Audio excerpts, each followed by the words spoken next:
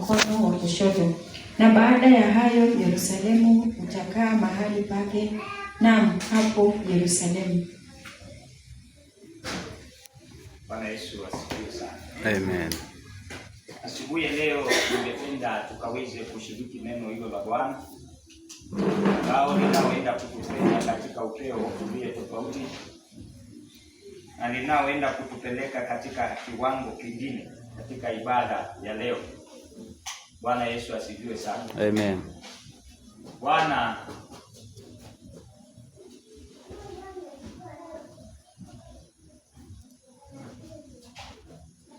Maandiko inasema ya kwamba Bwana akanena na wana wa Yuda akawaambia ya kwamba na wakati huu nitaenda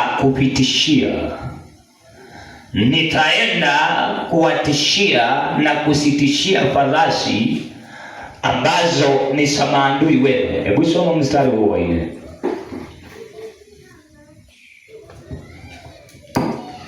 Katika siku hiyo, asema Bwana, nitamtia kila farasi ushangao, na yeye ampandaye nitamtia wazimu, nami nitaifunulia nyumba ya Yuda macho yangu, nami nitamtia upofu kila farasi wa hizo kabila za watu. Bwana Yesu asifiwe sana. Amen. Ya kwamba Bwana atatia mshangao farasi wale wapandao na wale waketio, wale watembeao. Ataweka mshangao katika zile farasi, na hivyo katika ule utenda kazi maandiko inasema ya kwamba naye wale wasipandao. Bwana asifiwe sana. Amen. Ya kwamba wale wasipandao watakaliwa na watafinyiliwa, watakuwa hawana nguvu za kusipeleka wala kwenda kule wanapohitajika. Ya kwamba wanapotembea na wanapoenenda katika mipango na katika taratibu zao, Bwana akanena akasema ya kwamba nitaenda kuwatia wazimu wenye kupanda farasi. Bwana asifiwe sana. Amen. Wale waliopanda farasi ambazo ni za kuangaisha, ambazo ni za kupinyilia, ambazo ni za kutesa, wakaweze kuondoshwa na wakaweze kukaliwa. Na hivyo maandiko inasema ya kwamba katika mstari wa 5 ya kwamba ni kwamba naye nitawafanya viongozi wakaanze kuwatia watu moyo. Hebu soma hapo. Hapo ndio injili ya leo ilikuwa imeingia, mstari wa 5 na wa 6. Na wakuu wa Yuda watasema mioyoni mwao, wenyeji wa Yerusalemu ni nguvu zangu katika Bwana wa majeshi, Mungu wao. Siku hiyo nitawafanya wakuu wa Yuda kuwa kama kigae chenye moto katika kuni. Na kama ilikuwa nataka mstari wa 5 ya kwamba Bwana atakapotenda na atakapotekeleza, au atawatia moyo na atawatia nguvu watu wa Yuda, watu walioishi katika mji wa Yuda, watu wanaoishi katika mji wa Yerusalemu, watu wakaao katika maeneo hayo.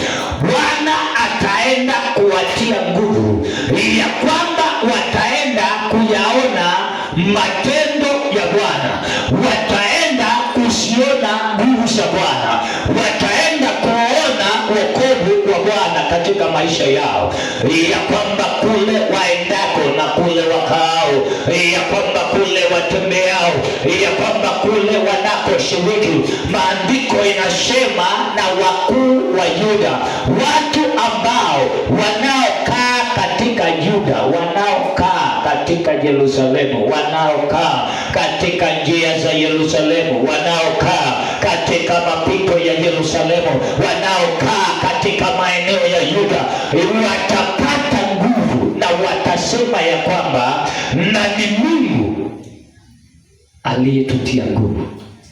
Bwana asifiwe sana. Amen. Ya kwamba pakawepo na kutiwa nguvu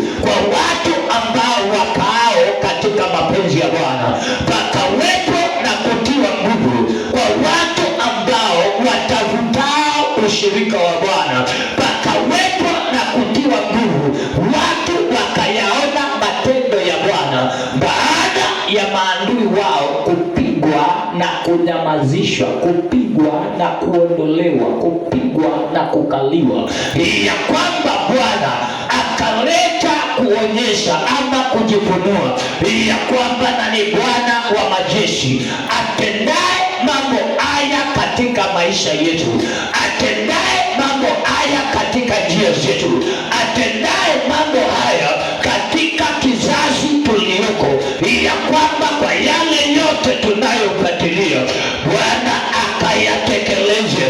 Na maandiko inasema ya kwamba na viongozi walie katika Yuda sasa watakuwa kama kijiti kiwakao moto katikati ya msitu.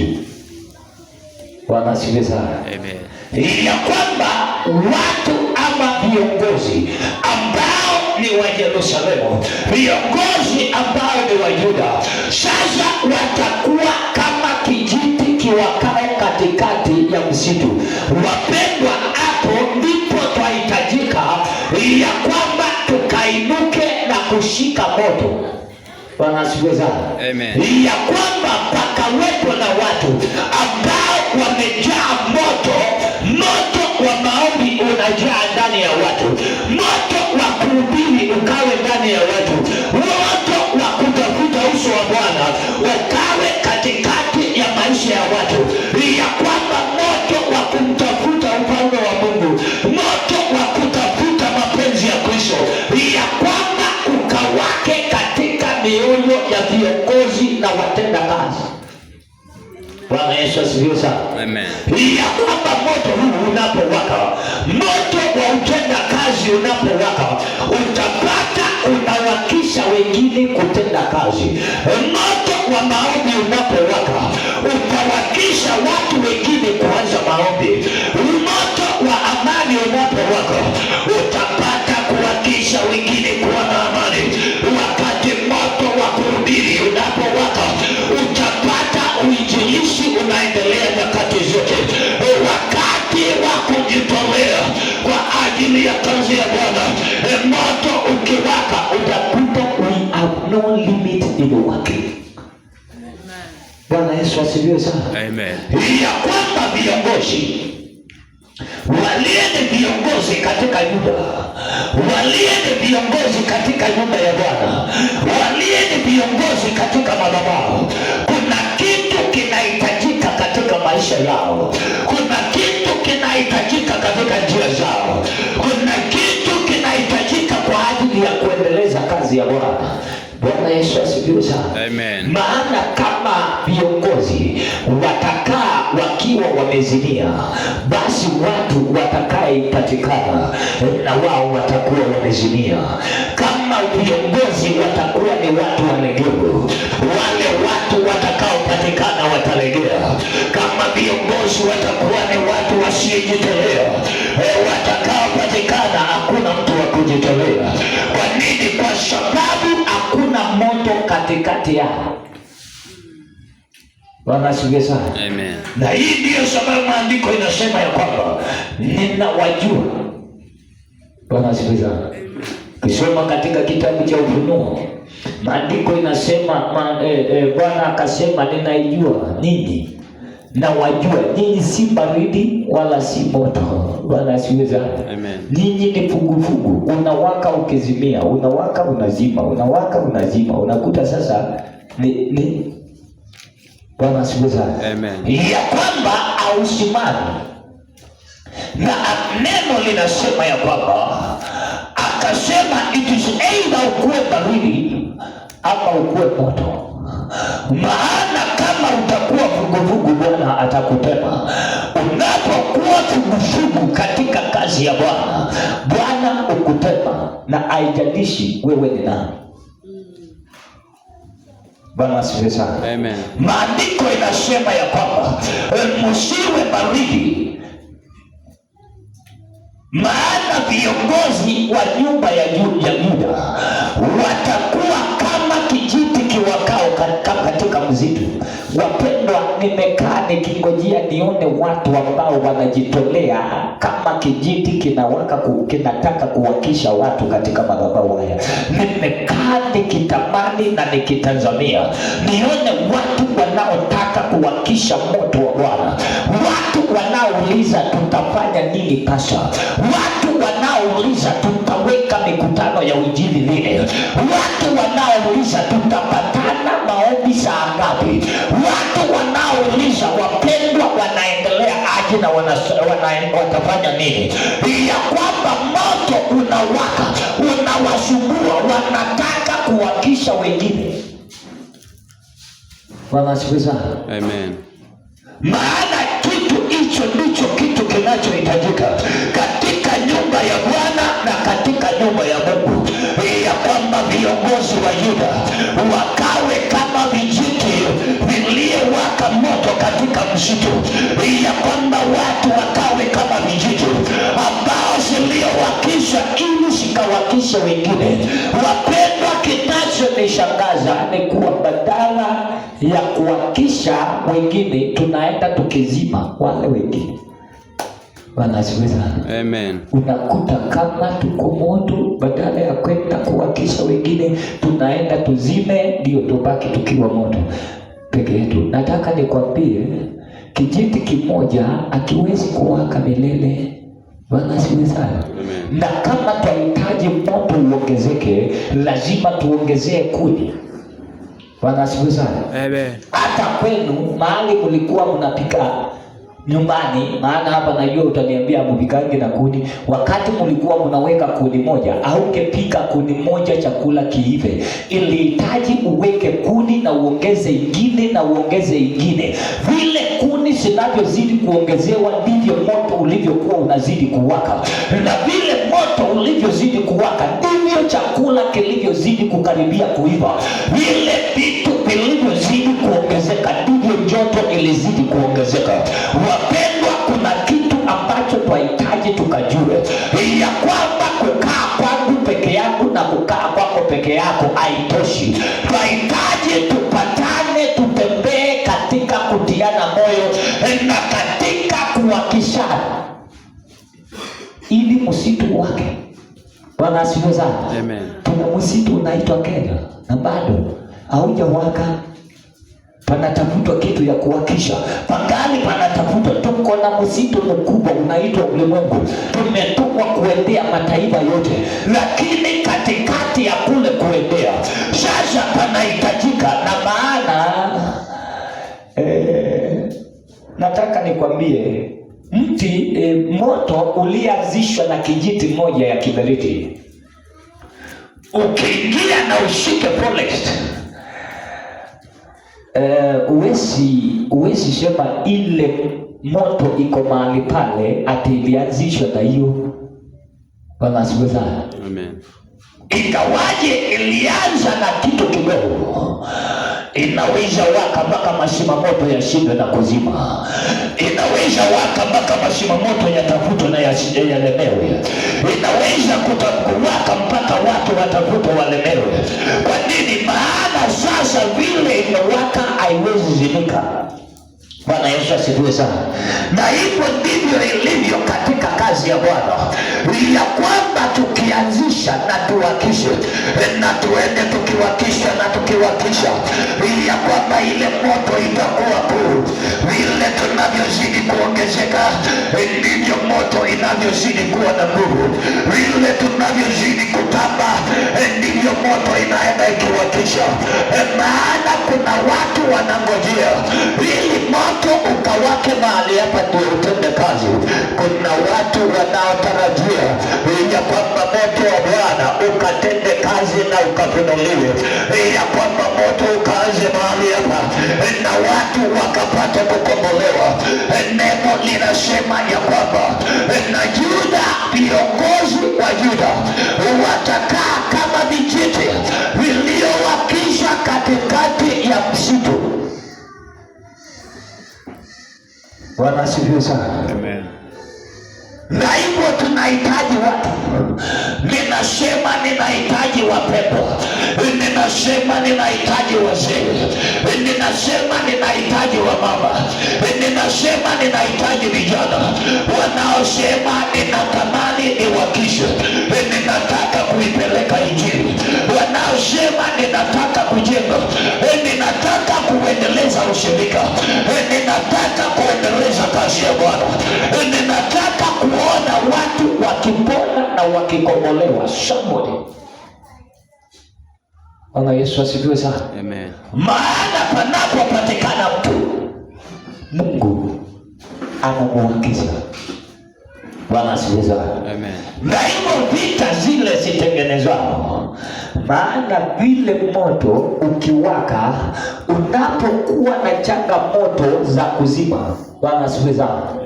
Si hata hapa ikiwaka, si saa hii kuna watu wataanza kuzima wakisema unateketeza mali, wakisema unaharibu manyumba, wakisema unateketeza vitu vya wapendwa. Hivyo ndivyo ilivyo katika ulimwengu wa kiroho, ya kwamba tunapowaka, panapokuwa mtu aliye na moto wa kuipeleka Injili, nao mashetani huanza kutafuta mbinu ya kuzima.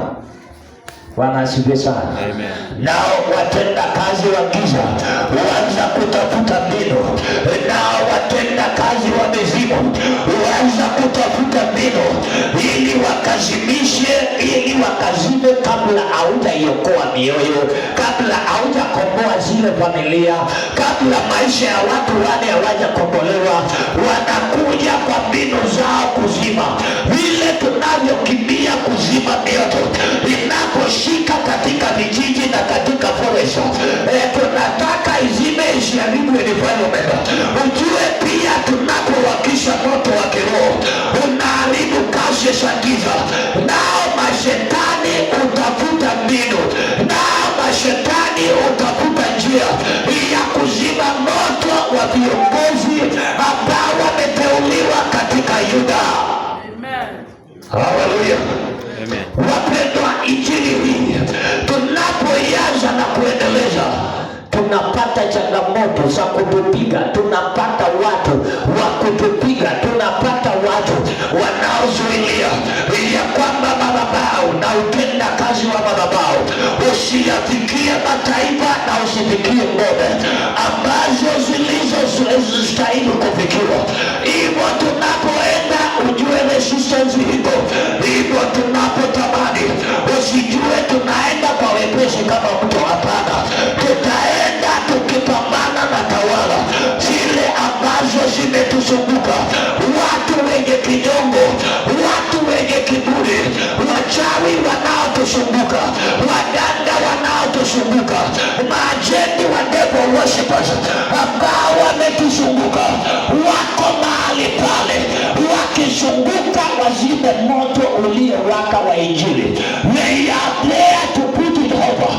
Nami ninasema ninahitaji wapendwa wa kuwaka, ninahitaji kisite, ninahitaji mtenda kazi anayesema hata kama tunazima, lazima nitawaka, hata kama tunakisiwa, lazima nitawaka, hata kama tunalemazwa, lazima nitawaka, na nitawakisha kijiji ninachotoka. Bwana Yesu asifiwe sana. Maana vile tunavyotamani ya kwamba tukaweze kuwakisha moto, ya kwamba vile tunavyotamani ya kwamba tukaendeleze moto, ujue nazo mbinu za giza ndivyo zinavyotamani kuzima huo moto usifikie mataifa. Bwana asifiwe sana. Unakuta silaha zimetengenezwa, unakuta watenda kazi wa giza wamejiandaa, wameandaa nyakati zao, wameandaa mikakati yao, wameandaa silaha zao ili wakapige kijiti kilichowaka. Na hii ndiyo sababu utayapata yale mambo ambao yanayotokea katikati ya wapendwa, badala ya yakuwe ni mambo ya kuendeleza kazi ya Bwana, utapata hata wale waliye katika maeneo yetu wanatumika kutupa kubomoa. Bwana Yesu asifiwe sana. Unapata sehemu yetu hii inatumika, wanatumika na giza, wanatumika na watawala wa giza. Hawajui kana kuwa ni mashetani yanazima moto usiendelee na kuzambaa. Wanaunganika na mapepo na mashetani, wanaanza kuzima. Wanaunganika na devil agents, wanaanza kuzima kazi ya Bwana inayostahili kwenda, na hivyo wataleta vitu. Wakati wanapokwaza mioyo na kuirejesha nyuma, wakati wanapokwaza maisha na kuyarejesha nyuma, wanasaidia kuzima. Bwana asifiwe sana. Amen. Maandiko inasema ya kwamba tunahitajika kuwa kama kijiti katikati ya msitu. Wapendwa, mimi kuna kitu kinanishangaza, maana tunahitaji kuinuka kwa upeo wa juu, lakini tunapojaribu kutaka kwenda na kuja kupata watu wanakulana, ninakuja kupata moto, maji imemwagwa izime moto wa kutembea, ninakuja kupata vitu vimetengenezwa ili sizamishe ule moto kutembea. Wapendwa, we have to raise and know that we are the sticks. Sisi ndio vijiti. Maandiko inasema the leaders of the house of Judah. Bwana asifiwe sana. Amen. Bwana Yesu asifiwe sana. Amen. Na hivyo Bwana, tunaposema leaders, usingojee ati ni viongozi wale wameteuliwa kanisani. Hata wewe uliye kanisani ni kiongozi na ni kijiti. Bwana asifiwe sana. Amen. Hata wewe uliye katika madhabahu, wewe ni kiongozi na ni kijiti. Unahitajika kuwaka, unahitajika kuwakisha moto, unahitajika kuendeleza moto, unahitajika kuyaweka mambo kukua katika utimilivu na katika utenda kazi. Unahitajika kutimiliza makusudio na malengo ya Bwana. Unahitajika kutimiliza kile Bwana anachokitamani kwa ajili ya watu, kile Bwana anachokitamani kwa ajili ya watenda kazi wake, kile Bwana anachokitamani kwa ajili ya wahuduma, kile Bwana anachokitamani kwa ajili ya wajakazi wake, ya kwamba tukawakishe moto, ya kwamba viongozi hawa wakawe moto kwa kuwakisha watu wengine. Bwana asifiwe sana. Amen. Ya kwamba watu wanapopatana katika ushirika, yaani watu wanapopatana, upate watu wako moto, watu wako moto. Lakini tukipatana unakuta watu wote wako baridi kabisa, hata kusema Bwana asifiwe, hata kusema nimeokoka Yesu ni Bwana, hata watu hawataki kusema, wamezima kabisa. Kile kimebakia tu ni sasa ni kuambiwa basi mrudi mkae kwa ulimwengu. Na hata ukiangalia mioyo yao imeelekea huko, ni vile hawataki kukiri. Bwana asifiwe sana. Amen. Kwa nini wanakaa hivyo? Maana moto unaostahili kuwa unawaka ndani yao umezimwa na umekaliwa. Wapendwa, ninataka tuwakishe moto leo. Ninataka kanisa hili liwake moto leo. Ninataka maisha wateule iwake moto leo. Ninataka maisha ya kila mpendwa na uache kukaa tu ati kutulia. Kuwa moto katika kanisa. Ni kitu gani naweza fanya katika madhabahu haya? Enda inuka, uliza pasha, ni kitu gani naweza tekeleza? Uliza katikati ya wapendwa, naweza fanya kitu gani? Naweza kuelekeza kikundi gani? Naweza kuongoza ushirika wapi? Ninaweza kuhubiri mahali wapi? Anza kuingia katika upendo na katika nguvu. Bwana asifiwe sana. Amen. Maana tumekaa tukatulia, mioto ya mapepo, kuzima kwa mapepo kumekuja kukakaa. Bwana asifiwe sana. Amen. Bwana Yesu asifiwe sana. Amen. inakuja inatuzima. Unapata tuliyekuwa tunataka kuomba, tuliyekuwa tunaomba masaa mawili, tuliyekuwa tunaweza kuomba dakika 30, tumezimwa. Sasa tunaomba dakika 5, dakika 2, tunazimia. Tunaendelea na kuzimwa. Ulikuwa unaomba sana, ulikuwa unakumbuka hata kuomba, na ukitoka na ukiingia unakuta sasa hata kule kuomba kumezimwa, au ukiingia hata ukitoka auombi na ushughuliki, unasema nitaomba nikifika kanisani. Wapendwa, ningependa niwaambie hiyo ni mbinu ya pepo kuzima wateule na kizazi cha leo. Ni mbinu ya kuzima watenda kazi wa Bwana. Ni mbinu ya kuzima wahuduma na kuzima kundi lililoitwa. Maana kama tutapatikana tukiwa tumezimia, atakaye kuja kwetu atawaka. Bwana asifiwe. Amen. Kama tumezimia, kama nimezimia, kama siombi, kama sitii bidii katika kumtumikia Bwana, kama sina bidii ya kumtumikia Bwana, atakaye kuja kunipata ataifanya kwa bidii? Hapana. Bwana asifiwe sana. Amen. Bwana asifiwe sana. Amen. Kama nitaifanya kazi ya Bwana kwa mikono milegevu, atakaye patikana katika ule utendakazi atakuwa ni mtu mlegevu. Kama nitafanya kazi ya Bwana kwa bidii, atakaye shaliwa mahali pale atakuwa ni mtu wa kutia bidii. Kama nitakuwa mtu ambaye ni wa kuwakisha moto na kusonga, wale watakaozaliwa watakuwa ni vijitu vilio na moto. Bwana asifiwe sana. Amen.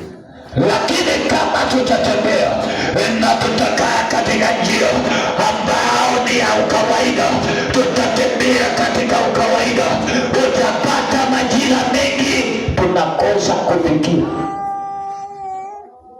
Bwana Yesu asifiwe sana. Amen. Utapata majira mengi tunakosa kufikia.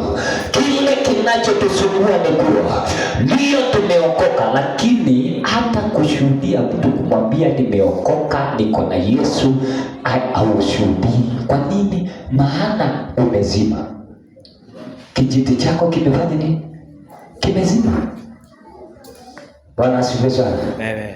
Mazingira yamekuzunguka, mazingira ya mashetani, mazingira ya mapepo, mazingira ya watenda kazi wa giza, mazingira ya ukawaida wa wanadamu yamekuzunguka, ikawa hata kuambia mtu nimeokoka sasa ni tatizo. Mkiongea unakuta tayari mmeshaingia kwa mambo ya ulimwengu, mmeshaanza kuingia katika stori za ulimwengu. Mkiongea mmeshaingia katika stori za siasa. Mkiongea mmeshaanza kuingia katika stori za uchumi. Hakuna wakati wa kumwambia kuhusu Yesu. Maana moto wa utenda kazi wa Bwana katika maisha yako, environment yako imeendelea na kuzimwa, watawala wa giza wameendelea na kukuzimwa. Bwana asifiwe sana. Amen. Na hivyo maana shetani anajua akijua ameshaanza kukuzima, sasa anakusongesha hatua kwa hatua. Kama ulikuwa unatoka kwa stori hii, unapata amekupea stori ya viongozi. Akitoka kwa stori ya viongozi, utapata amekupea stori ya siasa. Ukitoka kwa stori ya siasa, utakupata amekupea stori za kifamilia. Ukitoka katika stori za familia, utapata ameanza kukuelezea stori za kukona na kunyanyasa watu, vile wanafanya magendo.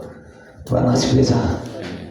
Bwana Yesu asifiwe sana. Amen. Yaani stori inaenda pasipo na kusimama, ili usipunduke. Ni moto unaendelea na kuzimwa. Ukienda kufika kwenye unaenda, badala ya kwenda kuongea kuhusu ufalme wa Mungu, utaenda na ukifika utaanza kuongea mambo ya siasa. Ukienda utaanza kuongea mambo ya kiserikali. Ukienda utaanza kuongea vitu ambazo asija kupeleka huko. Wewe kama mwana wa Mungu haujapelekwa na ekonomi ya Kenya huko, unawaa kupelekwa na ekonomi ya mbinguni. Bwana asifiwe sana. Bwana Yesu asifiwe sana. Amen. Watu wakisema ekonomi ya Kenya imeharibika, mbona wasemaki ekonomi ya kanisa imeharibika? Bwana asifiwe sana. Bwana Yesu asifiwe. Ninajua nikiwauliza mtaniambia ekonomi imeharibika. Mbona msemangi watu ekonomi ya kanisa? Mbona msemangi ekonomi ya matoleo siku hizi imeenda chini? Si nyinyi. Ni kule kuzima kwa moto. Ni kule kuzima kwa moto in your environment. Maana kule unaenda, unaowapata utapata wakiongea maneno hayo. Unaoshinda nao watashinda wakiongea kuhusu mambo hayo.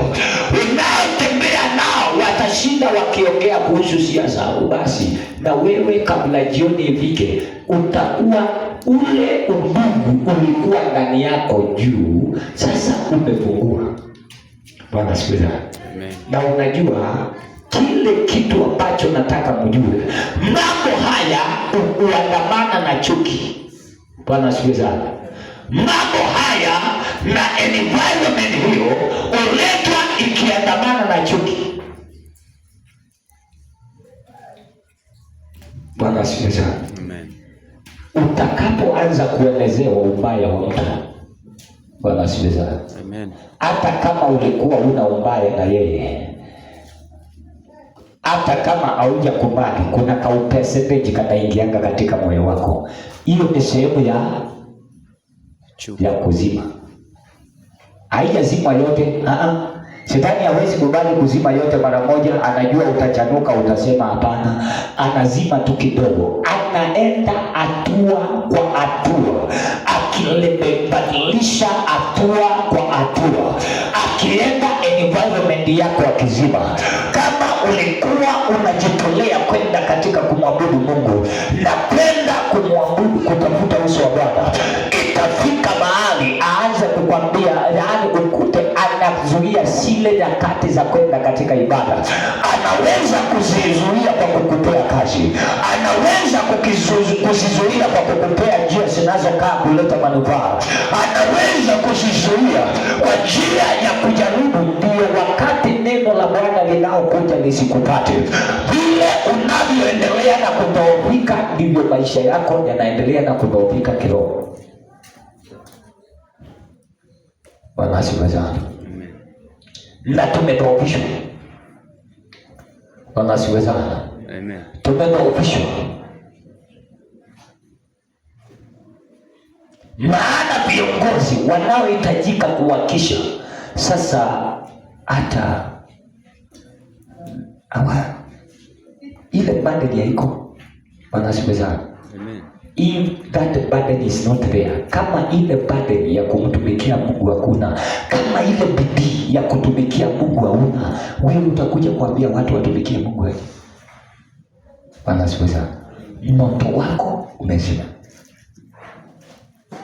Nimekwambia vile watu huinuka na kuzima moto unapowaka, hivyo ndivyo katika ulimwengu wa kiroho. Vijiti hizi zinapowaka utavutiwa mbinu za kuzima. Na hivyo ninatamani kwa nyakati hii, ninatamani kwa majira haya, ninatamani kwa wakati huu, ya kwamba wapendwa, tukainuke na tukatembee katika ujasiri, ya kwamba tukainuke na tukawakishe moto, tukainuke na tukawakishe moto wa utenda kazi. Maana katika ule utenda kazi patapatikana watu ambao watakao mwabudu Bwana, patapatikana watu ambao watakaopeleka Injili, patapatikana watu ambao watakaopeshwa katika upeo wa juu, patapatikana watu ambao watakaofanya huduma, kutembea na kusambaa. Bwana asifiwe sana. Unajua wale watu Mungu huwaleta katika madhabahu haya, kila mtu anakuanga na kusudi. Bwana asifiwe sana. Na kila mtu anakuanga na lengo, na kila mtu mtu anakuanga na kazi ametumwa kuja kutekeleza, na kila mtu kuna nafasi ya kuwakishwa kwa moto katika maisha yake. Akishawaka basi sasa ile kazi inaendelea, na hivyo tunahitajika kufahamu na kuelewa ya kwamba huduma it grows, huwa inakuwa kulingana na utenda kazi unaoendelea, huwa inatenda kazi, huwa inatembea kulingana na vile moto inawaka, vile tunawaka katika moto. Can we join our hands? Tunapounganisha mikono yetu pamoja na kusema ya kwamba Bwana, tunakuamini na sasa tutatembea kwa umoja kama ndugu na kama dada. We are going to work together in prayer. When we arise at the same, we will walk together. When we arise at the same, we will pray together. When we arise at the same, we will support this work of God until it succeeds. When we join our hands and we do it, itakuwa ya baraka sana. Bwana asifiwe sana. Amen. Na utaona tukifanikiwa. Bwana asifiwe sana. Amen. Lakini tatizo tulie naye, tukikuja kuhakisha, ukienda pale nje unaenda unazima. Bwana asifiwe sana. Na kuja kuzima kunakaa kuwa na nguvu kuliko vile ulivyohakishwa. Maana ukipiga kijiti hivi kianze kuhakisha, Bwana asifiwe sana. Amen. Na uchukue maji ya kikombe umwagilie, hiyo kijiti iwezi waka. Bwana asifiwe sana. Amen. Itazima. Hivyo inatafutwa kabla haijawaka kuwa kubwa, haijawaka kuwa na mazao makubwa, haijawaka kuleta mabadiliko makubwa, haijawaka kuleta ushindi mkubwa, haijawaka kuleta mabadiliko makubwa.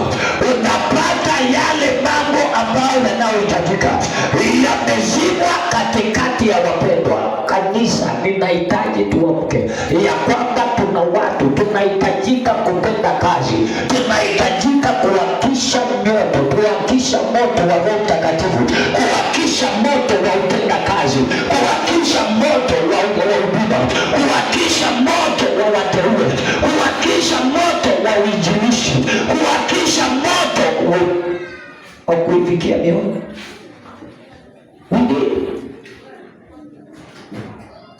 Bwana Yesu asifiwe sana. Amen.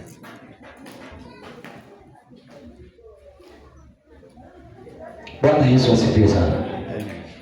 Hakika wengi wetu moto imezima. Tulikuwa na bidii na tulikuwa na shauku, lakini tumezimia. Tumezimwa na environment. Bwana asifiwe sana. Amen. Wengine tumesimwa na maneno ya watu walioyaongea yakatuzima. Wengine tumezimwa na watu pigae vita. Wengine tumezimwa na kwa sababu ya tamaa ya pesa. Tunapenda pesa kuliko. Haleluya. Tunapenda pesa kuliko. Bwana asifiwe sana. Haleluya. Ni kweli. Uliza jirani, ni kweli. Tunapenda pesa kuliko. Ninajua utasema hapana, lakini ukweli uko ndani inasema ni kweli. Bwana asifiwe sana. Unapata uko ndani, moyo unasema ni kweli, lakini huku nje ukiulizwa unasema hapana. Ningependa nikwambie kitu ambacho kinachosumbua ni kwamba hatutaki tukiwakishwa moto, na moto ukiwakishwa tunaenda tunazimwa. Unakuta environment inatuzima, unakuta hali zinatuzima, unapata vita vya maadui zinatuzima, unapata vita vya watesi zinatuzima, unapata matendo ya giza yanakuja kututuzima, unapata tamaa za mwili zinatuzima. Bwana asifiwe sana. Tamaa za mwili zitatuzimaje? Udhaifu wa mwili. Unapotaka, ninaposema tukutane jioni tuombe, ikifika wewe unakuta basi sasa unasikia nimekufa mikono, nimekufa miguu, nitaenda siku nyingine. Si wewe, ni moto unazimwa. Bwana asifiwe sana. Unataka uwepo katika ibada, unataka uwepo katika ushirika wa Bwana, unataka uwepo katika utenda kazi wa Bwana,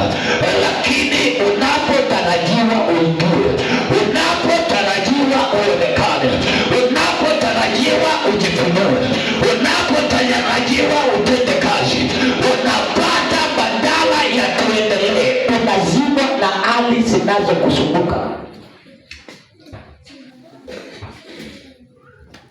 Bwana Yesu asifiwe sana. Wengi wetu tumezibwa, maana mazingira tunayokaa yametuzuilia. Ningependa tukawakishe moto leo, ningependa nikawakishe moto leo, ningependa nikawakishe moto ya kwamba moto wa kuhubiri, moto wa kuinjilisti, moto wa kuwaambia watu nimeokoka, Yesu ni Bwana, ninataka kumtumikia Mungu. Ningependa ukajue Yesu ninayemwabudu, ningependa ukajue Kristo ninayemtumikia. Baada kwa kusema nimeokoka ni kwa kila mtu, lakini matendo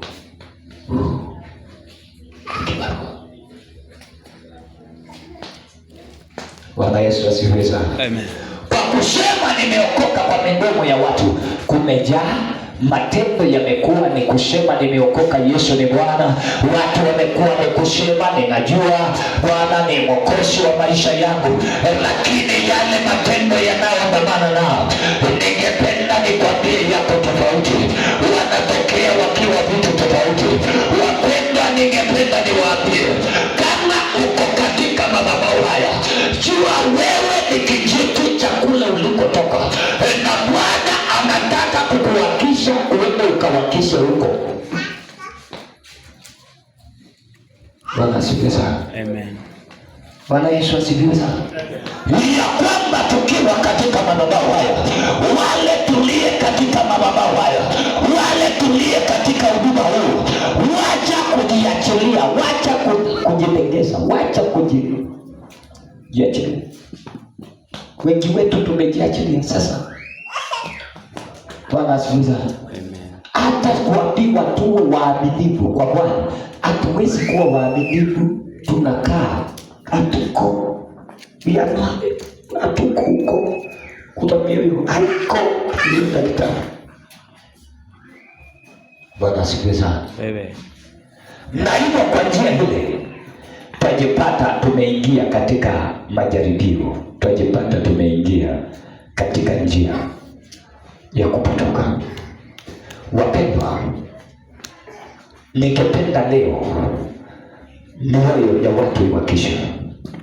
Mimi sijui kwako ulizima upeo gani, maana maisha yako kuna upeo ule yamezima. Hatua za maisha yako kuna upeo ule zimezima. Katika maombi yako kuna upeo ule ambao umezima. Bwana sifa sana. Katika upeo wa maisha yako ni wapi umezima, na umezima na nini? Kuna wale wamezima na falme za giza, kuna wale wamezima na watu wengine, kuna wale wamezima na tamaa za miili yao, kuna wale wamezima na ulegevu. Ulegevu tu. Twende kanisa, nitaenda. Unajifuta, unaikuja kuongea saa 6. Ni ulegevu tu, ni kuzima unazima. Hiyo saa nyingine unakuta ukuja. Sikupenda kwako, ni kuzimwa. Bwana asifiwe sana. Na kile kingine, environment ya yale mambo ambao tunaokaa tukiyatendea. Maana katika kuongea kwetu, katika kunena kwetu, kama tutatawala na maneno ya dunia, basi dunia itachukua nafasi kubwa katika mioyo yetu. Kama tutatawala na mambo ya ulimwengu huu, basi ulimwengu utachukua sehemu kubwa ya moyo wetu, na hivyo kilicho kikubwa ndani yako ndicho kitakachotawala. Kama umejawa na maneno mengi ya siasa katika midomo yako na moyo wako, ujue siasa zitakutawala. Kama umejawa na maneno ya kuvunja watu moyo, ujue katika upeo tuliopo utaendelea ukivunja mioyo na hautafanikisha nafsi kufikia katika hatima ya Bwana. Kama umejawa na maneno ya kurejesha watu nyuma, utapata siku zote ni kurejesha watu nyuma. Bwana asifiwe sana. Na unarejesha watu nyuma kwa sababu tayari umerudi. Au rejesha kiatu. Maana unapoelekeza watu wakienda, lazima ukue mbele. Kama waelekeza watu kurudi nyuma, lazima ukue tayari urudi. Kama waelekeza watu katika njia ya siasa, lazima ukue katika mstari wa mbele kwenda huko. Kama waelekeza watu katika masengenyo, lazima utakuta masengenyo yanajaa ndani yako. Kama waelekeza watu katika wivu na kinyongo, utapata umeonea wivu na kinyongo vitu vya watu wengine. Maana pale unapoelekeza watu kwenda, hapo lazima ukue mstari wa mbele. Kama unaelekeza watu kwenda kanisani, utapata uko mstari wa kwanza kwenda kanisani. Kama waelekeza watu katika maombi, itakubidi ukae muombaji katika kanisa la Bwana. Yes. Where you are heading, it is where you lead people to. Bwana asifiwe sana. Na hivyo katika kanisa la leo, we need to arise and make the fire burning. Bwana asifiwe sana. Amen. Bwana Yesu asifiwe. Kile kilichokuzima tutakiondoa leo. Kile kilichokukalia kikakuzima, tunaenda kukiondosha katika jina la Yesu. Kile kilichokukalia na kikakuzima, tunaenda kukiondosha leo. Wale mliozimwa na watu wa giza, walipoona nyota za kuendeleza kazi ya Bwana ndani yenu, I declare today ya kwamba nyota zenu zitaenda kuchipuka na kung'aa tena. Ya kwamba mwangaza wa Bwana uliyetumwa ukayamulikie mataifa toka katika madhabahu hayo, hautazuiliwa na koane na mtawala wa giza. We must arise and walk in the strength and the stability of the kingdom of God. Hallelujah. Amen. Bwana Yesu asifiwe. Amen. Ya kwamba kwa neema ile, ya kwamba kwa uwezo ule, the church cannot remain in bondage for. Hapana. Bwana Yesu asifiwe sana. Bwana Yesu asifiwe sana. Na hivyo kama ninawaelekeza watu kuwa na bidii, sijui udhaifu na kutoka wapi wewe. Haleluya. Kama ninawaelekeza watu kukaa katika maombi, sijui wewe kwa nini ukai katika yale maombi. Why are you not there? It means there is an influence of an environment that you live in that is tormenting your circle. Bwana asifiwe sana. Amen. Wale mliotomendiwa na environment zile mko, I declare today you live from that environment. Ondoka. Bwana asifiwe sana. Wale waliokaliwa katika maputo, waliokaliwa katika njia, waliokaliwa katika nia, ya kwamba kwa yale mambo ambao wanayoyatekeleza, kwa zile njia ambazo wanazozitekeleza, kwa yale matendo ambao wanayoyatekeleza, we need the power of God to renew and to reveal the greatness of the kingdom of God. Bwana asifiwe sana. Kama Bwana anatafuta vijiti leo, hebu jiulize, mimi nitapatikana ama nitabaki? Bwana asifiwe sana. Kama Bwana anatafuta kijiti cha kuwakisha, anatafuta, maana maandiko imesema ya kwamba na wale ambao ni viongozi wa Yuda watakuwa kama kijiti kiliyowakishwa katikati ya msitu, kiliyowakishwa msituni. Wapendwa, ninajua katika maeneo la taifa la Kenya ambao umetoka katika maisha, ambako umezaliwa, ambako ndio background yako, you have been brought to the city, umeletwa katika mji ili upatane na wito huu, ukawakishwe ndio upeleke moto wa Roho Mtakatifu wa Bwana, upeleke moto wa utenda kazi wa Bwana, upeleke moto, upeleke moto, upeleke moto. We need this fire. Tukipono wake kwa masimuza, na hivyo tutashinda. Tutashinda kwa sababu kuna watu wamejipeana. Tutashinda kwa sababu kuna watu wamejitolea. Tutashinda shida kwa sababu kuna watu wamejipeana. Wapendwa, tukisema tuko hapa ili tukaweza kuomba, wacha kuachilia na kusema watu wanaomba, wacha kusema pastor ataomba. Hapana, na pastor akiomba peke yake, ile moto atawakisha nani? Bwana asifiwe sana. Amen. Hallelujah. Amen. Yes. Ya kwamba katika njia hii tunahitaji watu wanao position themselves. Na yuko moto ukishawaka. Bwana asifiwe sana. Ninachokwambia ni kweli, moto ukiwaka ndani yako, hata watu wakatae inakuwanga imewaka. Hata watu wapinge inakuwanga imewaka. Hata watu wasimame wazime, wanakuta inaendelea na kuteketeza.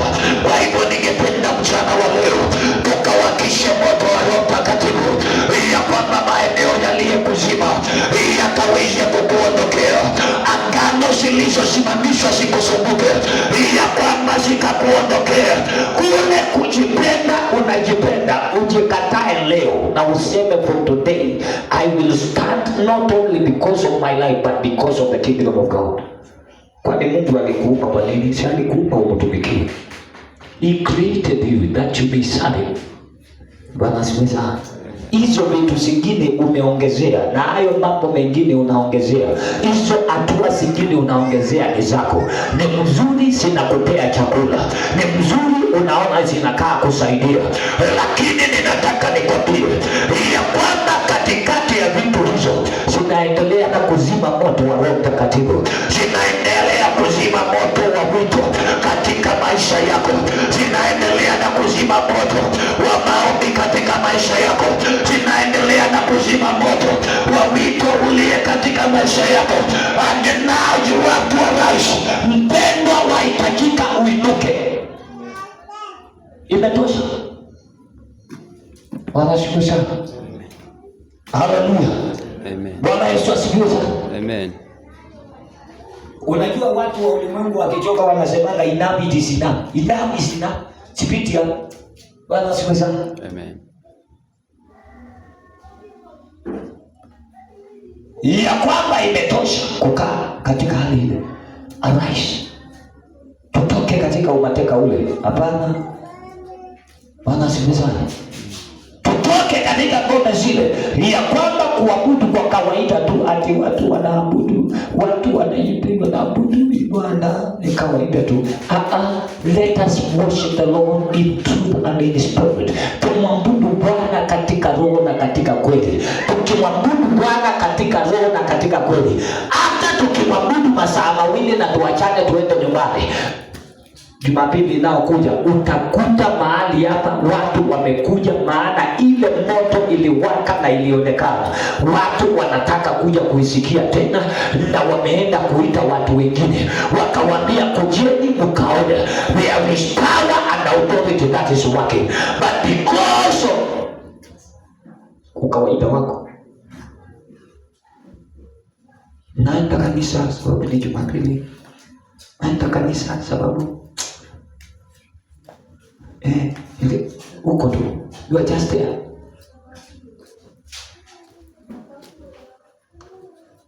Mimi nahitaji na ninatamani watu wanaotaka wakuwakishwe. These are the people I need.